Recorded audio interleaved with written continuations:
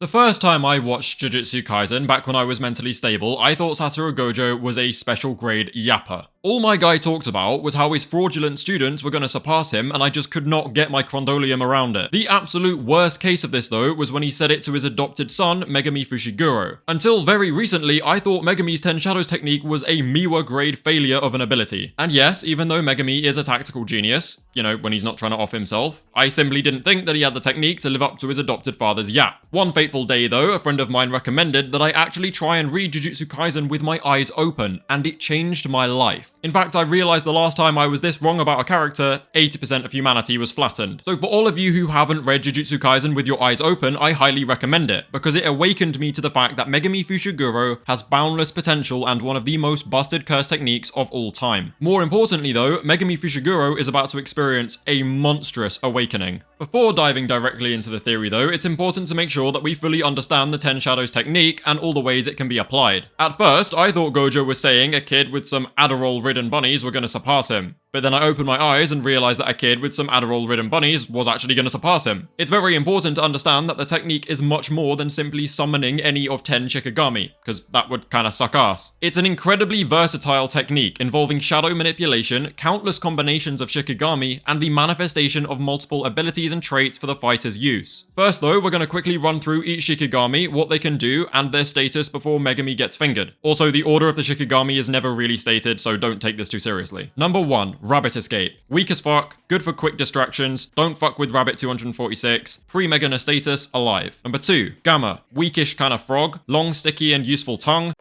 Pre-Mega status, alive. Number 3, Divine Dogs. A pair of strong dogs, but not special grade strong. Highly offensive and can track down cursed spirits. Pre-Mega status, merged to become Divine Dog Totality, which is definitely special grade. Number 4, Orichi, the Great Serpent. Spoiler alert, it's not very great.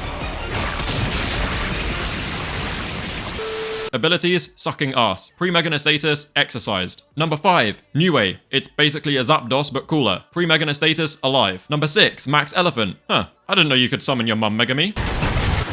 A heavy pink elephant that shoots water. Pre-Mega status, alive. Number 7, Round Deer. A deer that constantly outputs reverse curse technique for the user and itself. It can disrupt the control of opponent's cursed energy to some degree, and it requires a one-shot to exercise it. Pre-Mega status, untamed. Number 8, Piercing Ox. It's literally the Juggernaut. It can only charge in a straight line, but it gets stronger the longer it charges. Pre-Mega status, untamed. Number 9, Tiger Funeral. We literally know nothing, so pre-Mega status is obviously untamed. Number 10, 8-handled sword, Divine Siler General, Opstopper Limited, Employee of the Month, Maharaga. Holds the edging world record, adapts to any and all phenomena, can throw hands with the strongest in the verse, pre-Mega status, untamed, but has been edged to completion. To be honest, even looking at this list of individual base Shikigami, it is a busted ass ability, but it only gets more impressive, especially when Sukuna finally pushes its limits. Sukuna may have needed 10 Shadows for his plan to deal with Gojo, but fully unlocking the 10 Shadows while giving Megumi the complete user's manual may just be the biggest mistake he has ever made. Before diving properly into that idea though, we're going to look at every extension and overpowered application of this broken ass technique. Firstly, there's Megumi's shadows, which he can manifest Shikigami from. The shadows can be easily manipulated and can be used to hide in as well as store things. For example, when Megumi stores Maki's arsenal of cursed tools in there. Keep in mind though that the user must carry the weight of anything within the shadows, but fortunately Megumi Fushiguro's weight limit is incredibly high, and I mean like a house and some cars kinda high. The next thing we're going to talk about is the Well's Unknown Abyss, aka Bottomless Well. Bottomless Well is an extension of the technique where the user can add traits of a Shikigami to another Shikigami. For example, Megumi often uses a variant of Gamma mixed with Niue, which ultimately presents him with a weaker but much more mobile winged frog. Despite the base Shikigami being weaker, you gain the advantage of negating the permanent death rule given that both the original Shikigami are still alive. For a sorcerer like Sukuna, Bottomless Well could be utilized to a much greater level given his skill and cursed energy. Another interesting mechanism is Totality, where the power and abilities of exercised Shikigami can supposedly be poured into the others. The rules for this one are a little bit unclear, but I hypothesize that it's a conscious process of the user choosing one Shikigami to put the abilities into, sort of similar to adding skill points to masteries in video games. My reasoning for this is that the black demon dog was individually summoned following the white dog's death, indicating that it is not an automatic process. It's also clear that the ability was only inherited by that dog and not the other Shikigami. Please do remember this because it's actually going to be very important later on in the theory. Then there's the rules for subjugation. 10 Shadows users are born with a clean slate of the technique, meaning that all Shikigami must be individually tamed. Once a tamed Shikigami is exercised, it cannot ever be individually summoned again. However, when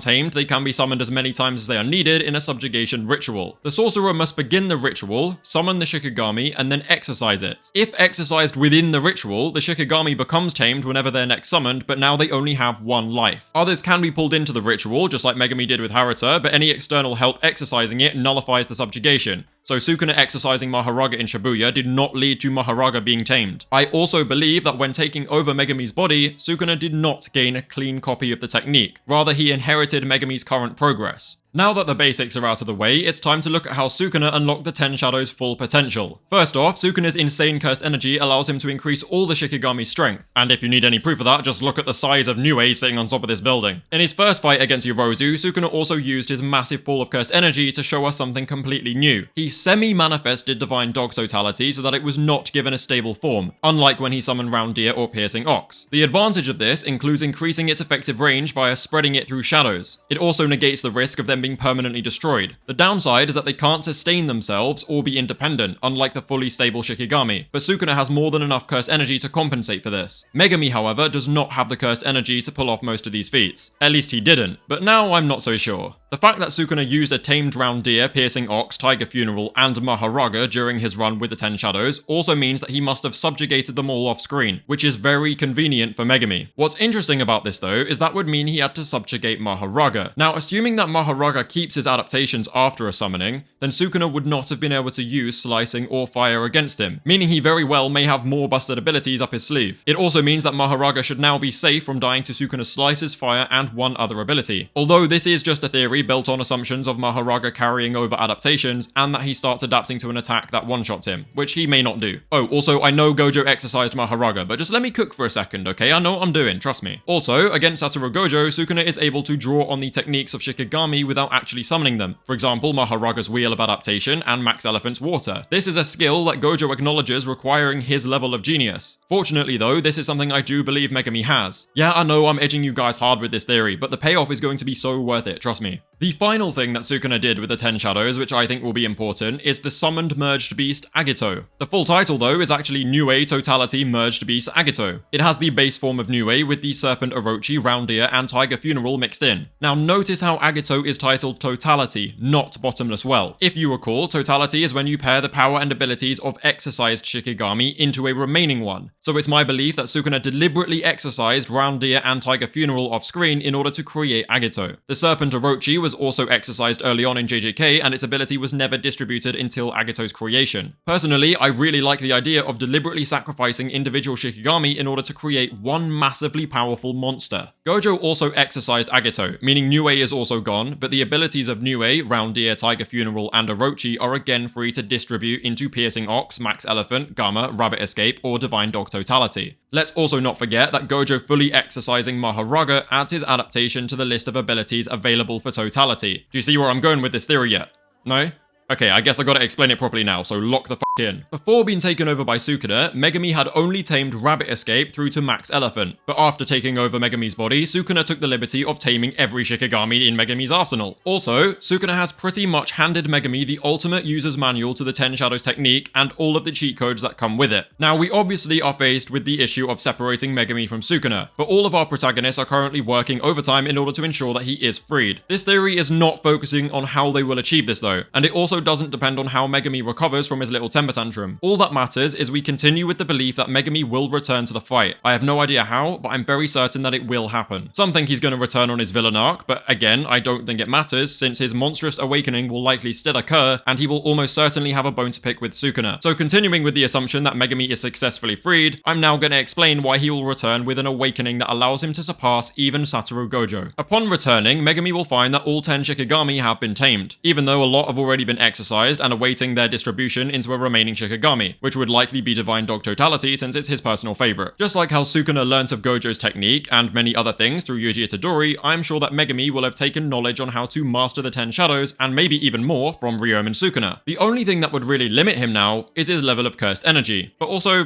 maybe it won't. If Yuji gained a massive cursed energy buff from being submerged in Sukuna's cursed energy, then I see absolutely no reason why the same won't apply to Megumi. If that is the case, then Megumi's already brilliant talent for Jujutsu put him in a position where he can use the technique to the same level Sukuna could, and maybe even better. I also think he would pour all of the exercise Shikigami's abilities into Divine Dog Totality, making it an absolute powerhouse and even stronger than Maharaga. It would have Divine Dog's insane offense, Niue's mobility and electricity, Roundier's insane defensive reverse curse technique, whatever it is that Tiger Funeral and Orochi do, as well as Maharaga's ability to adapt to any and all phenomena. Phenomena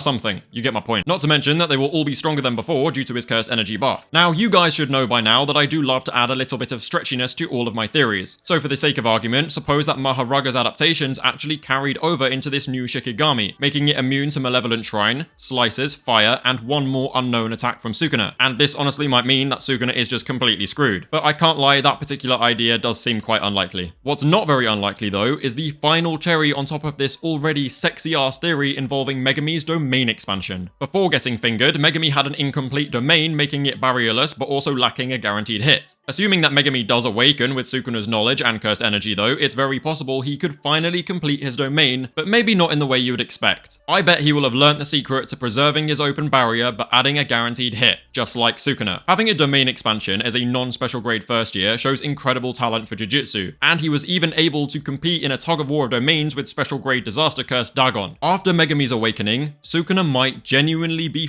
if Megumi refines and completes Chimera Shadow Garden with an open domain barrier. Bear in mind that this would allow the free use of all Shikigami and Maharaga's adaptation with much less effort needed from Megumi than was needed from Sukuna against Gojo. To me, this theory is nearly perfect and exactly what I want to see from Megumi in the future. It doesn't mean Gege is gonna do it, but I love it nonetheless. The only real issue I have with it is that Megumi isn't the main character of this story, and this seems just like a little bit too much to give to a side character. An amazing side character, but a side character. But in terms of surpassing Satoru Gojo, I think this is the way it's going to be achieved. If Megumi can refine an open domain barrier involving Maharaga's adaptation to the same level as Sukuna or Gojo, then Gojo may actually lose to this version of Megumi easier than he lost to Sukuna, since the access to Maharaga's adaptation comes much easier to Megumi with this domain. This would be very poetic, since Gojo's reasoning for Megumi surpassing him was actually based on a 6-eye Limitless user and the Zenin head both losing to an untamed Maharaga. Megumi would be the first Zenin in history to tame Maharaga and therefore be able to beat a 6-eyes Limitless user without also dying. Now, if that isn't gonna surpass Satoru Gojo, then I don't know what is. Again, I love every bit of this theory and I would absolutely love to see it. Obviously, I could be dead wrong, but it doesn't change the fact that it is very cool and just fun to talk about, so I'm gonna make this video anyway. Also, making this video really made me fall in love with Megumi's character and his 10 Shadows technique. To think I once hated a technique as awesome as 10 Shadows is actually such an L from me. Anyway, I really hope you guys enjoyed the video. Please be sure to share your thoughts in the comments below. Don't forget to like and sub. Thank you guys for watching, and I'll see you soon for some more batshit crazy theories.